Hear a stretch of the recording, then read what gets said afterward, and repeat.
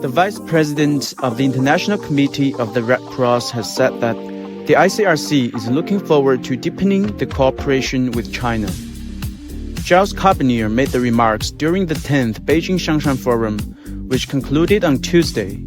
We have already, over the years, developed many areas of cooperation on humanitarian issues and especially around international humanitarian law. And the bedrock of international humanitarian law is the Geneva Conventions. Next year, we will celebrate the 75th anniversary of the Geneva Conventions. And China was among the very first signatory to the Geneva Conventions. And I think that in this framework, we very much look forward to deepening our cooperation with China.